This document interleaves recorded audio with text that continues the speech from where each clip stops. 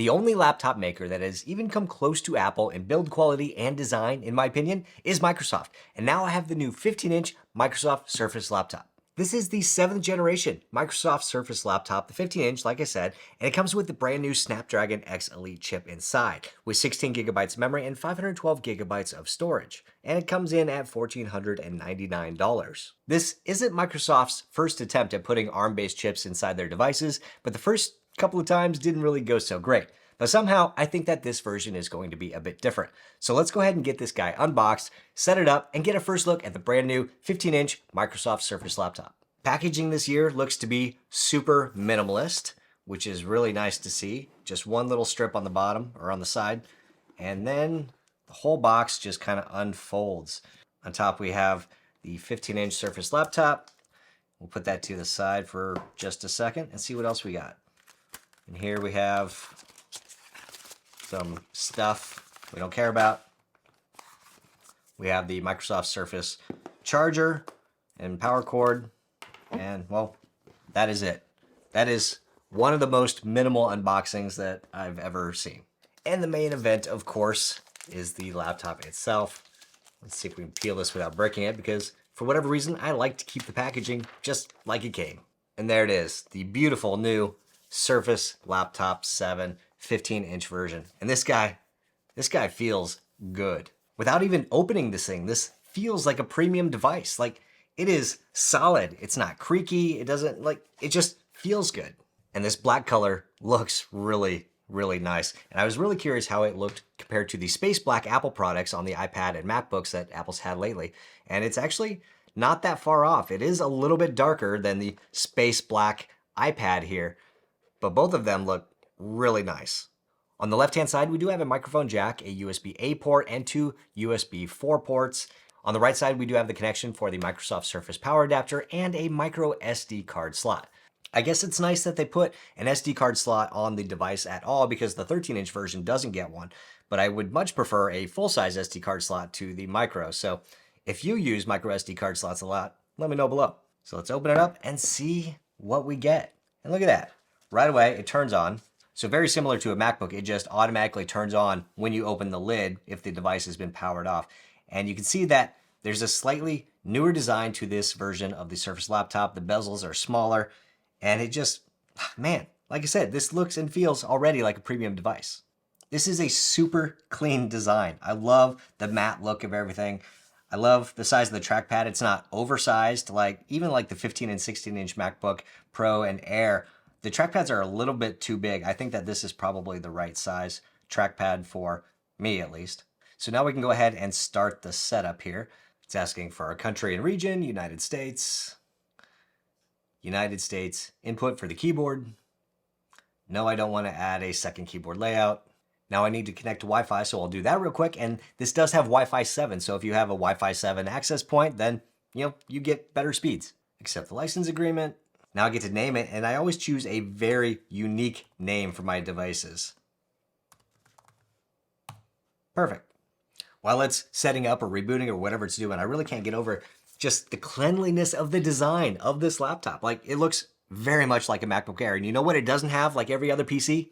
Stickers all over the damn place. That right there almost makes it worth the extra cost of the Surface devices over some of the others, even if it doesn't have an OLED display or some of the other things that others might have. But it does have a really nice display. It does have a high refresh rate, 120 hertz display. It does get up to 600 nits, and it is over 200 pixels per inch. Even though it's not the fanciest display, it still looks like a really nice display. And now it wants to do a update that's going to take around 30 minutes, and it's going to walk me through a couple of features of the new laptop. But of course, the main new feature, the Copilot recall feature that Microsoft announced a couple of weeks ago or a couple months ago, is not actually shipping on these devices because there was a big uproar about privacy of that feature. So they basically had to remove it from these devices, so you can't even use it. And eventually it will come to the device, but who knows when. But it means that the brand new flagship feature that was supposed to be in here to take advantage of the brand new 45 trillion operations per second NPU inside the Snapdragon processor is just not here. Sure, there are some lesser AI features built in. You still get the Copilot key and you still get your built-in chatbot and things like that, but the flagship feature The thing that was the biggest announcement of these devices is just not here. But that's okay, because what I want from a Windows laptop when I actually need to use Windows is a beautiful design, and this has it. I want a good trackpad, and so far, with very little testing, it feels pretty good. I want a processor that performs well, that doesn't sound like a jet engine when the fans kick in. I want a beautiful screen where I never see pixels, and I want a battery that actually lasts all day. And Microsoft is making that promise with these new Surface devices. So once the setup finishes, I'll get in there and we'll take a look around and see what we can see. With the updates now complete, we can continue the setup experience and sign into Microsoft. So we'll go ahead and sign into my Microsoft account. And now we can set up Windows Hello to use the camera to go ahead and sign in, similar to Face ID, but different, I guess. So I'm just going to look at the camera. Wow. And that is incredibly fast to set up. Asking about privacy settings. Do I want to use location, find my device? Do I want to send diagnostic data? And do I want to have a unique advertising ID? No, I don't want that one, and I don't want tailored experiences. Other than that, I'll go ahead and accept. And here it's telling us that that recall feature that I was just telling you about is coming soon, and it is actually not on the laptop on day one. Next. Now it's asking if I want to restore information from a backup of another PC. And yeah, I'll go ahead and do that. We'll just go ahead and make the setup a little bit quicker, I guess, as far as maybe some settings. So restore from this PC, we'll see what happens. Now it's asking just generally how you use your computer so that it can basically tailor ads and other crap to you. So we'll just go ahead and skip that for now. You can use your Android phone from your PC, but I'm not going to set that up right now. We'll skip. It's letting me know that I have access to all of Microsoft's apps because I do subscribe to Microsoft 365. I understand, I got it. I get a free subscription to Xbox Game Pass for a little bit. We'll go ahead and skip for now. And there we are. We are fully set up and inside the new Microsoft Surface Laptop 7. Now that we're set up, we can test just a couple of things with the hardware. So first off, the keyboard. I really like the Apple Magic Keyboard on Apple's devices, whether it's the iPad Magic Keyboard, the laptops, or even the external Magic Keyboards. They all feel really good to me. So that's kind of my benchmark for finding a laptop keyboard that I like. And when I type on this, it feels very familiar. Like, I don't have to think about where things are or how big they are or how far the key travel is. Like, it all just feels very similar to a MacBook Pro. Slightly different, but very, very similar. It almost feels like it has just a little bit more force or pressure required to push the keys than what I'm used to. But that's not something that is going to be a big deal or a hindrance in daily work. When it comes to the trackpad, I'm really trying to remember previous Surface devices. I don't have any with me anymore. But I think maybe this is the first time that the trackpad is able to click anywhere. It's not the diving board style where you can only push on one end. This one actually allows you to click anywhere you want to, just like on a MacBook, which is the way to do trackpads. Like, you shouldn't have to think about where you're putting your fingers or where you're clicking. But by default, it seems like it's a little bit harder to push than what I'm used to. So let's see if there's any settings to change that. And yep, looks like there is. So right here, you have click sensitivity, and looks like you can do low, medium, or high. And when you go to high, you have to push just a little bit harder on the trackpad to get it to click. Not like it's hard to push, but you just have to push a little bit harder. And I think I like the low. That is definitely what I'm used to on the Mac. I think that's how I have my MacBook set as well, on the lower setting. You also have the option to go ahead and adjust tap to click or 3-finger gestures or 4-finger gestures, and we'll just go ahead and leave those as they are for now. One of the big new additions to keyboards on Microsoft laptops this year is the new Copilot button. So you have direct access to a chatbot built right into the keyboard. So let's go ahead and press that and see what we get. So we get a prompt for Microsoft Copilot. Hey, good morning. Let's get started. So I guess like any other chatbot, we can just ask it whatever. Let's say, how do I make a good pizza? I'm sure it won't say anything about glue like Google does.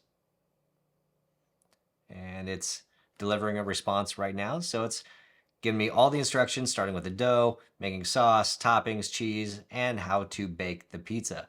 Great, so it works. What else can we do?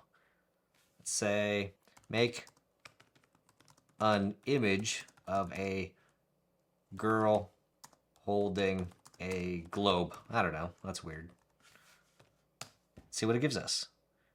And now it's reaching out to Dolly, I believe, to create this.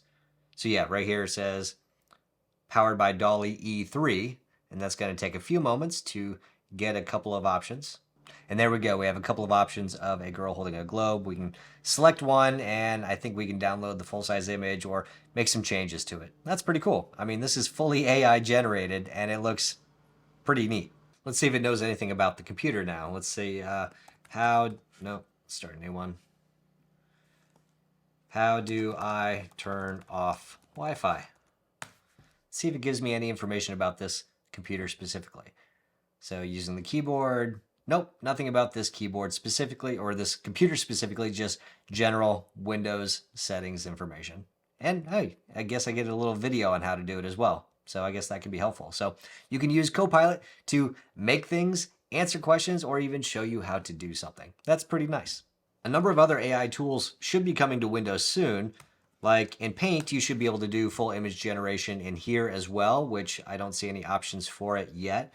And if you want to do screenshots, it's supposed to be able to automatically redact text and other things. So if you take a screenshot, you should be able to have it use AI to remove things, but I'm not seeing any option to do that. So it looks like a lot of these AI tools are not actually available yet. But when it comes to the camera, there are AI features built into the new camera.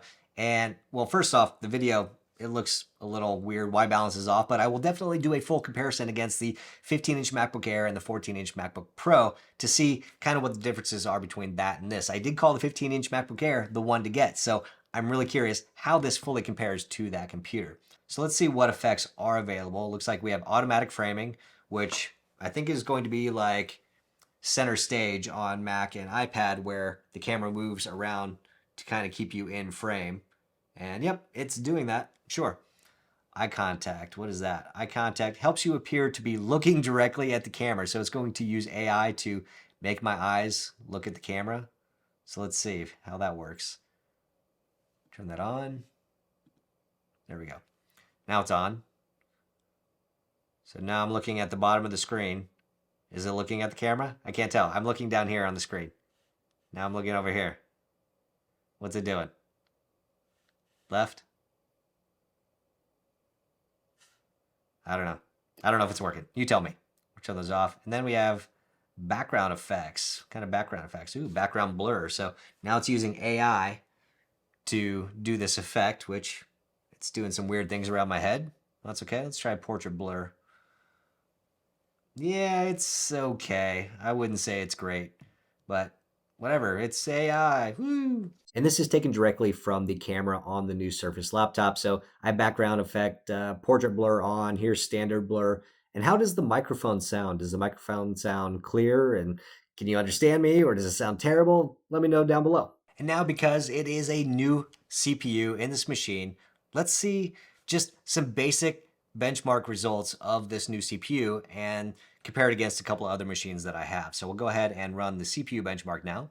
And there we have it. For the 10-core Snapdragon X Elite CPU, we're getting a single core score of 2266 and multi-core of 13,009.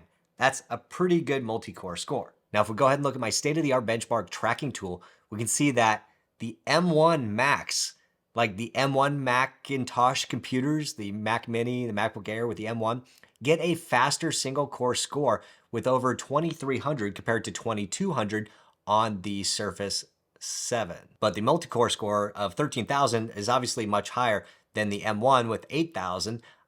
We have to go to, looks like the M1 Max had a score of 12,000. And we have to go all the way to the M2 Max MacBook Pro, which had a score of 14,145. So that beat it. So overall, that score is really good. The M3 Pro with its, let's see, how many core CPU did it have? The M3 Pro has a 12-core CPU, and that got a score of 15,257. So, I mean, this is competing multi-score-wise or multi-core-wise with the highest-end MacBook Pros, but the single-core score is definitely lacking a little bit for some reason. So the single core score of the new M4 iPad Pro is around 3,700 compared to, again, 2200 on the Surface 7. Oh, and there is one other thing I did want to test out on here real quick, and that is the translation layer. So just like how Apple has Rosetta built into macOS to be able to translate Intel stuff for Apple Silicon, Microsoft has their new translation layer called Prism, which does the same translation layer from Intel over to ARM. So let's see how it works out in a game that needs to be translated. And that is Shadow of the Tomb Raider, because why not? And because it has a benchmark built into the tool. So normally when I do these settings, I go ahead and set the graphics to medium and display around 720p. And that gives me a good baseline to be able to compare machines. So I'm going to go ahead and run this benchmark, and we'll see what kind of average frames per second we get on this. So I get a playable 34 frames per second average on this Surface Laptop 7 compared to about 37 on the M2 MacBook Air and about 61 on the M3 MacBook Air. So overall, for their first step out of the gate without any updates, like their Prism translation layer is actually doing pretty good. So there are a lot more benchmark tests to come, and I'll definitely be doing a very full review and comparison compared to the 15-inch MacBook Air and probably the 14-inch MacBook Pro. So definitely hit subscribe if you want to see those videos. Also, let me know down below what questions you have about the new Surface Laptop 7. My first impressions are it looks pretty nice, and I can't wait to spend a lot more time with it. But definitely let me know down below what you want to know about it. But hit the thumbs up button if you like this video and want more of it, and I'll see you next time.